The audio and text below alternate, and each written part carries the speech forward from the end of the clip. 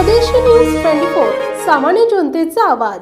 आयशरच्या धडकेत मजूर जागीच ठार, एक गंभीर। जिंतूर परभणी रोडवरील लक्ष्मीनारायण मंगल कार्यालयासमोरील घटना। जिंतूर परभणी रस्त्यावरील लक्ष्मीनारायण मंगल कार्यालय परिसरात बुधवारी दुपारी 4 वाजण्याच्या सुमारास भरधाव वेगाने जाणाऱ्या आयशर वाहनाने दुचाकीला धडक दिल्यामुळे यात एक जण जागीच ठार तर एक जण गंभीर जखमी झालाय। जखमींवर जिंतूर ग्रामीण रुग्णालयामध्ये प्राथमिक उपचार करून पुढील उपचारासाठी परभणी येथे जिल्हा सामान्य रुग्णालयात हलवण्यात आले।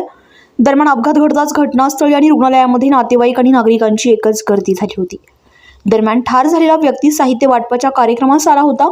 याबाबत मिळालेली अधिक माहिती अशी की शहरापासून 2 किलोमीटर अंतरावर असलेल्या लक्ष्मीनारायण मंगल कार्यालयात नोंदणीकृत मजुरांना संसार उपयोगी साहित्य वाटपाचं आयोजन करण्यात आलं होतं। यासाठी अण्णा रावजी खिल्लारे वय वर्ष 50 आणि अशोक नारायण चव्हाण वय वर्ष 35 राहणार माणकेश्वर तालुका जिंतूर हे दोघे जण साहित्य घेण्यासाठी माणकेश्वरहून दुचाकीने परभणी रोडकडे जात असताना पाठीमागून आयशर वाहनाने भरधाव वेगात दुचाकीला उडवलं। यावेळी दुचाकीवरील दोघे जण रक्तबंबाळ अवस्थेत पडले होते। ही घटना घडताच आयशर चालकाने वाहन घेऊन पळ काढला।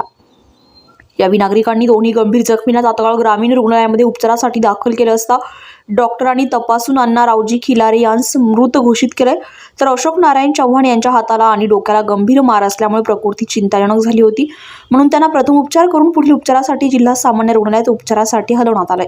दरम्यान मयताच्या पश्चात पत्नी, 4 मुली, 1 मुलगा असा परिवार आहे।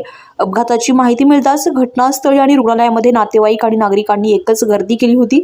बुधवारी रात्री उशिरापर्यंत जिंतूर पोलिसांत याबाबत कोणत्याही प्रकारची नोंद झाली नव्हती। स्वदेशी न्यूजसाठी अजमत खान पठाण, जिंतूर।